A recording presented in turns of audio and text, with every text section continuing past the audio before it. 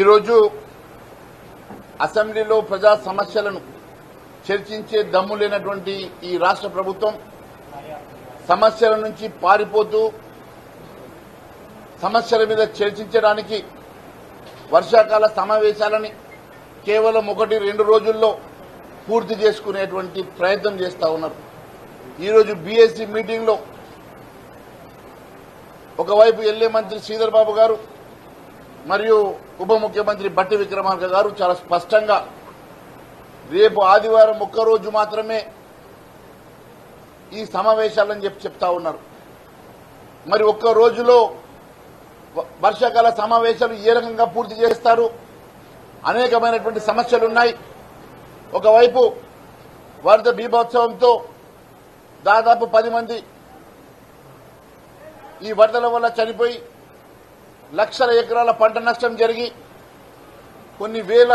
ఇండ్లు ఈరోజు కుప్పకూలి ఒకవైపు రైతులు నష్టపోయి వరద బీభత్సవంతో రోడ్లు కొట్టుకపోయి ఎక్కడికక్కడ అతలాకుతలం అవుతున్న సందర్భంగా ఆ వరద సమస్యల మీద వరద అంశం మీద చర్చ చేయకుండా కేవలం ఒక ఎజెండాతోటి ఒక ఆలోచనతోటి రేపు వచ్చేటువంటి స్థానిక ఎన్నికలు దృష్టిలో పెట్టుకుని అక్కడికి వచ్చే అంశాలు మాత్రమే చర్చించి సభను వాయిదా చేసే ప్రయత్నం చేస్తా ఉన్నాం. బీఎస్సీలో కనీసం 30 రోజులు వర్షాకాల సమావేశాలు నడపాలని చెప్పి మేము కోరాం. కనీసం 10-15 రోజులు జరిగినా అనేకమైనటువంటి సమస్యలు చర్చించే అవకాశం ఉంటుంది, పరిష్కారం దొరికే అవకాశం ఉంటుందని చెప్పి ప్రభుత్వాన్ని కోరడం జరిగింది. కానీ ఒంటెద్దు పోకడతోటి మేము అన్నదే జరుగుతుందని, మేము ఒక్కరోజంటే ఒక్కరోజే సభ నడుపుతామని, మేము అనుకున్నటువంటి అంశాలు మాత్రమే చర్చ చేస్తామని చెప్పేటువంటి ఈ ప్రభుత్వాన్ని నేను సూటిగా అడుగుతా ఉన్నాను. ఇప్పటి వరకు వరద వల్ల జరిగినటువంటి లక్షల ఎకరాల ముంపుకు గురైనటువంటి అంశాలు కానీ,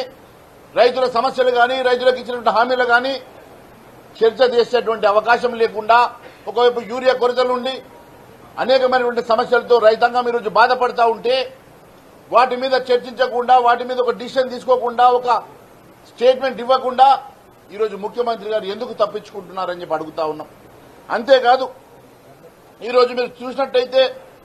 నిరుద్యోగ యువత కానీ, విద్యార్థుల ఫీ రియంబర్స్మెంట్ కానీ, మహిళలకు ఇచ్చినటువంటి హామీలు కానీ, 6 గ్యారంటీలు కానీ, ఈరోజు ఆర్టీసీని విలీనం చేస్తామన్నటువంటి అంశం కానీ, ఉద్యోగులకు ఇస్తామన్నటువంటి బకాయిల అంశంలో కానీ, అనేకమైనటువంటి మాజీ సర్పంచుల బిల్లుల విషయంలో కానీ పెండింగ్ లో ఉన్నటువంటి అనేకమైనటువంటి అంశాల మీద చర్చిద్దామంటే ఈ ప్రభుత్వానికి సమయం లేదు. అదే మాదిరిగా భారతీయ జనతా పార్టీ తరఫు నుంచి 30 సమస్యల గురించి చర్చిద్దామని చెప్పి 30 రోజులు సభ జరపాలని చెప్పి మేము కోరితే వారు తప్పించుకునే ప్రయత్నం చేస్తా ఉన్నారు. వారి దగ్గర సమాధానం లేదు కాబట్టి వారు కేవలం 1 రోజులో వర్షాకాల సమావేశాన్ని పూర్తి చేసుకుని బుల్డోజ్ చేసే విధంగా సమస్యలు చర్చకు రాకుండా తప్పించుకునే విధంగా వారు చేస్తున్నటువంటి ప్రయత్నం చాలా స్పష్టమవుతున్నది. మరి దాదాపుగా వ్యవసాయ రంగ సమస్యలు, 6 గ్యారంటీలు, భారీ వర్షాల వల్ల జరిగిన నష్టాలు, ఇరిగేషన్ శాఖకు సంబంధించినటువంటి అంశాలు, నిరుద్యోగ యువత ఉద్యోగాల భర్తీల విషయంలో కానీ, ఉపాధి అవకాశాల విషయంలో కానీ, మహిళలకు ఇచ్చినటువంటి సమస్యల హామీల విషయంలో కానీ, విద్యారంగ సమస్యలు, పంచాయతీరాజ్ శాఖ సమస్యలు, ఎస్సీ ఎస్టీలకు ఇచ్చినటువంటి హామీల విషయంలో కానీ,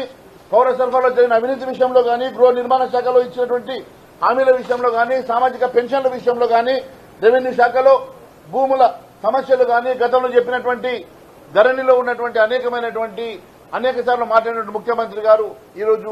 ఆ సమస్య కూడా పూర్తిగా పరిష్కారం చేయకుండా భూమాత పోర్టల్ అంశంలో కనీసం చర్చ చేయడానికి కూడా సిద్దం లేకపోవడం, విద్యుత్ రంగ సమస్యలు కానీ, ఎక్సైజ్ శాఖలో జరుగుతున్నటువంటి అంశాలు కానీ,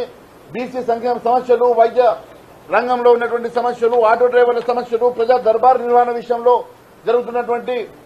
మరి జాప్యం విషయంలో, ఆర్థిక రంగంలో అప్పులు పెరగడం విషయంలో అనేకమైనటువంటి సమస్యల మీద దాదాపు 30 సమస్యల మీద చర్చించడానికి భారతీయ జనతా పార్టీ ప్రతిపాదిస్తే ఈరోజు తప్పించుకొని సమాధానం లేక ఈ ప్రభుత్వం తప్పించుకొని తిరుగుతా ఉన్నది. కేవలం ఒక అంశాన్ని ఒక ఎజెండాని ముందేసుకొని ఏదో ఒక రకంగా స్థానిక ఎన్నికలకు వెళ్లాలన్న అంశంతో తప్ప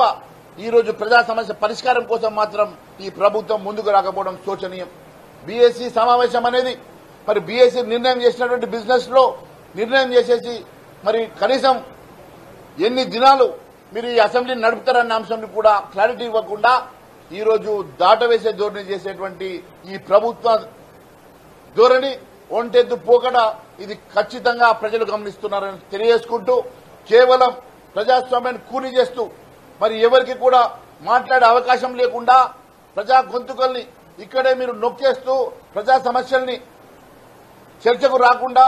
ఈ ప్రభుత్వం చేసేటువంటి నిరంకుశ విధానాన్ని మేము ఖచ్చితంగా ఖండిస్తున్నాం. తప్పకుండా మరి రేపు అసెంబ్లీలో కూడా ప్రస్తావన చేస్తామని ఖచ్చితంగా ప్రజల పక్షాన్ని నిలబడి మాట్లాడతామని తెలియజేసుకుంటూ